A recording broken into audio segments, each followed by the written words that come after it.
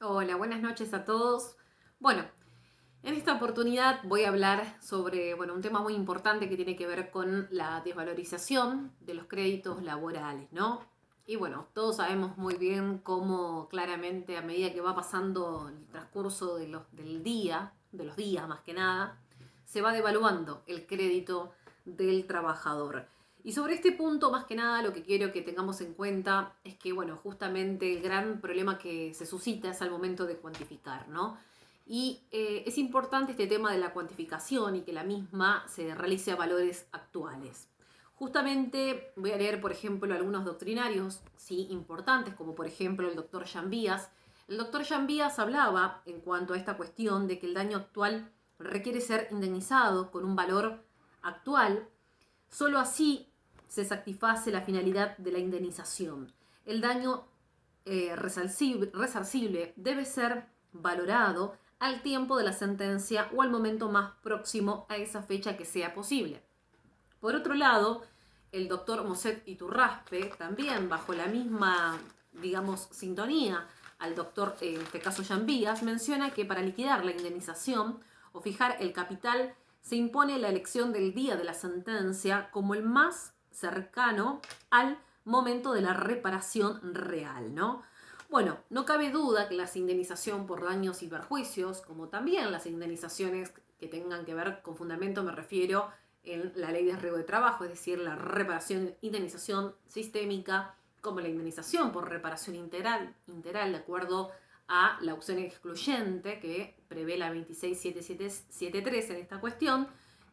son indemnizaciones que son deudas de valor, ¿no?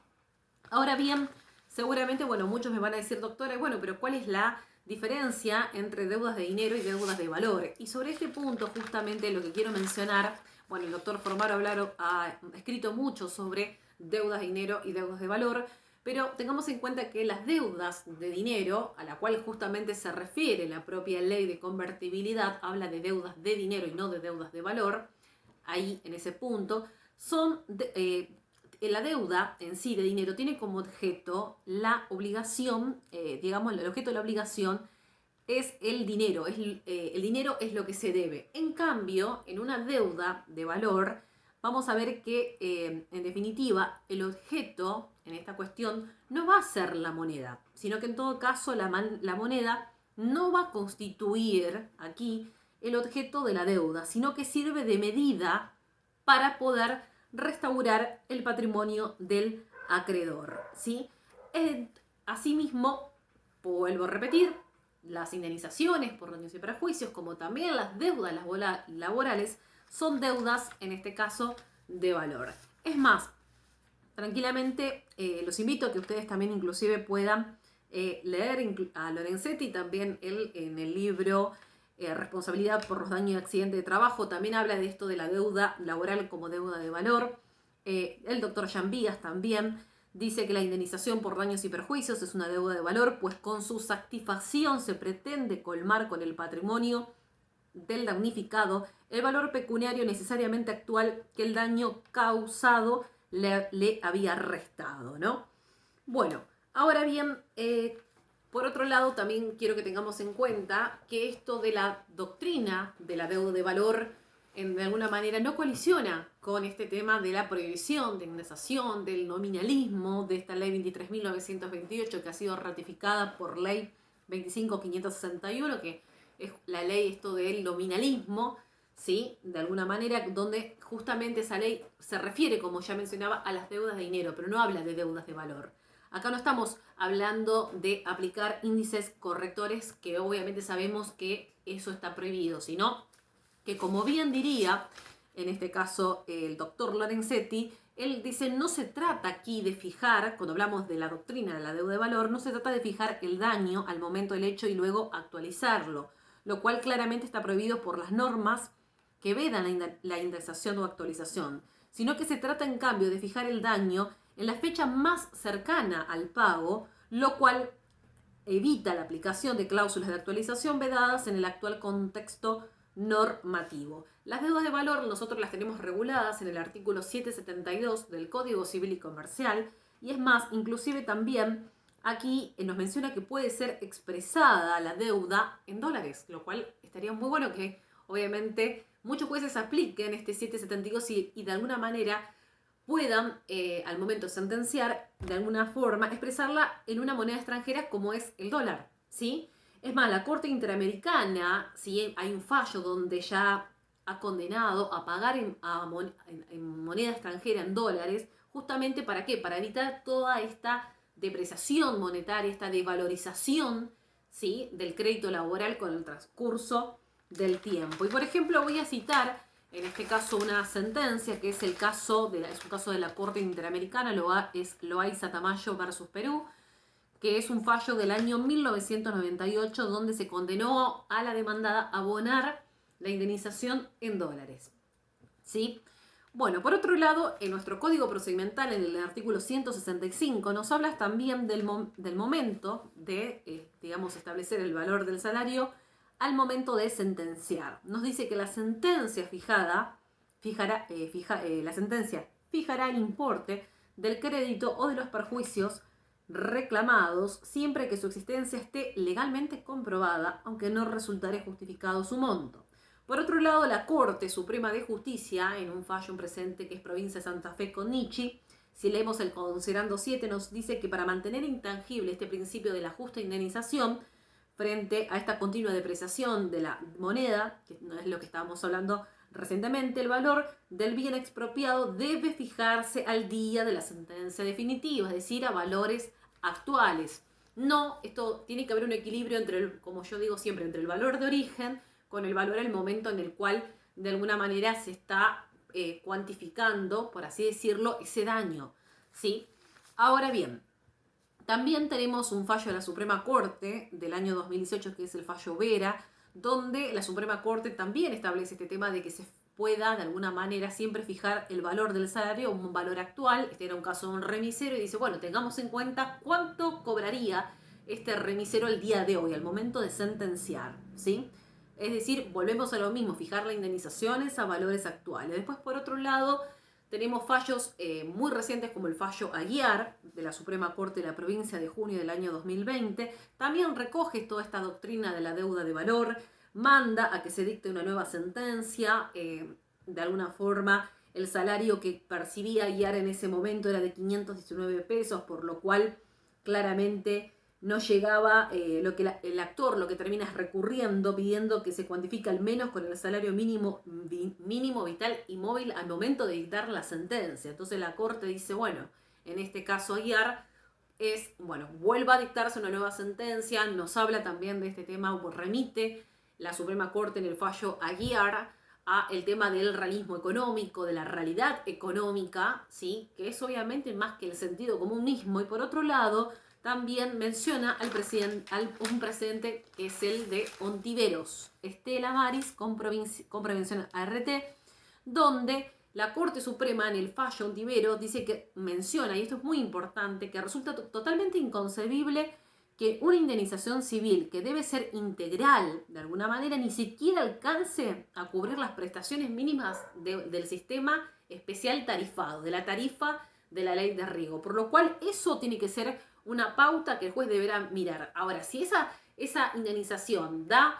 integral es más baja que la que le correspondería a un trabajador en una reparación sistémica, es porque realmente hay algo que realmente está mal y esto tiene que ser analizado por el juez con un criterio de razonabilidad. Y por otro lado, tengamos en cuenta en esta cuestión que para que estemos hablando de una verdadera justa indemnización, se tiene que cumplir 3 puntos importantes. Se tiene que tratar de una indemnización plena que cubra todos los rubros, inclusive hasta el proyecto de vida, que muchas veces no lo peticionamos en nuestras demandas, que en otra charla podríamos hablar sobre los rubros indemnizatorios y el tema de la cuantificación. Por otro lado, que sea objetiva, es decir, que al momento de sentenciar y de alguna manera resolver en cuanto a la procedencia de ese rubro y el quantum, no sea basada en meros criterios subjetivos que queden en el ámbito judicial. Saber cómo se llegó. Hay que tener en cuenta, obviamente, las circunstancias particulares de cada caso concreto, la casuística. Y por otro lado, también esa justa indemnización, además de ser plena, que tiene que ser plena,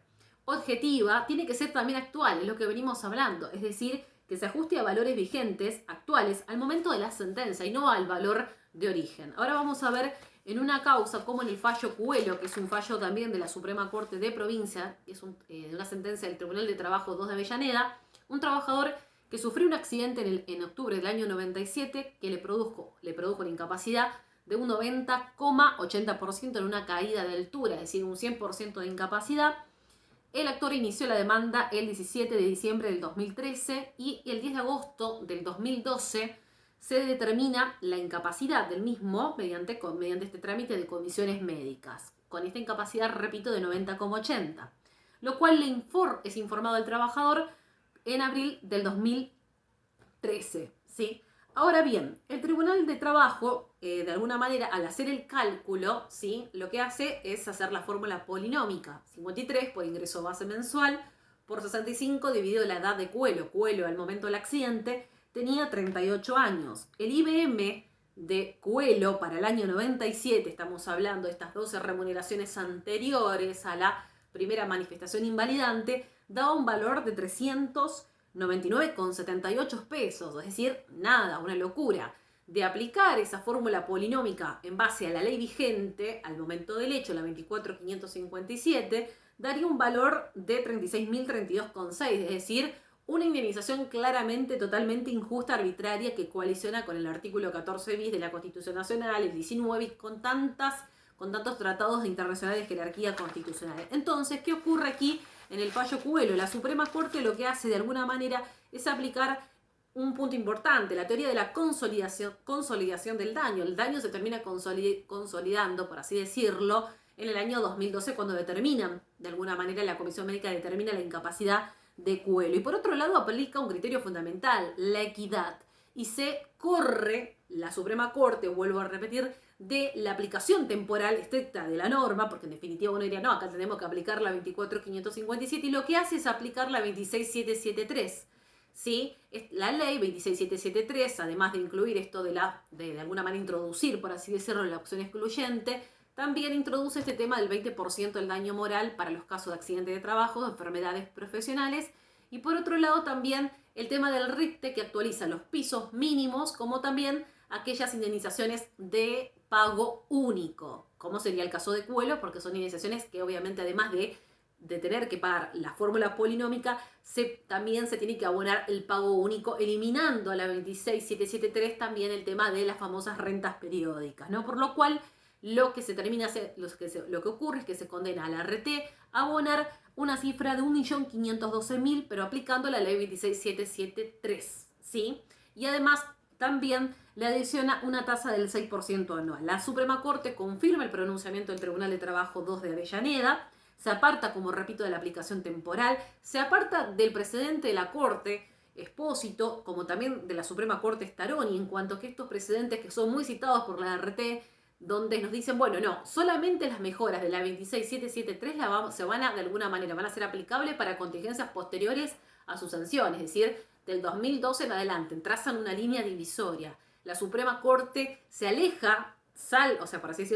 por así decirlo, deja de lado estos precedentes y, si bien no declara la inconstitucionalidad de la tarifa, que bien lo podía haber hecho, porque claramente vemos cómo la tarifa es injusta, y podría tranquilamente remitirnos aquí al presidente Lucas de Oz, lo que hace en base al presidente Calderón es aplicar la ley al momento de la declaración del carácter definitivo, que el carácter definitivo lo tiene en el año 2012, como bien decía, cuando se determinó por comisión médica esta incapacidad de Cuelo del 90,80, que es el que yo había mencionado, ¿sí? Que es prácticamente un 100%, y así apartarse de prestaciones pétreas y razonables, ¿sí? Y con este principio fundamento de equidad. Bueno, esto más que nada es un fallo muy interesante para que ustedes también tengan en cuenta. Cuelo, fallo Aguiar, todos hablan de esto, vuelven e introducen la importancia de la doctrina de la deuda de valor, y considero que nosotros, como operadores del derecho, al momento de redactar también las demandas, también podamos peticionar estas cuestiones, a que esta indemnización, como repito, tiene que ser, en este caso, objetiva,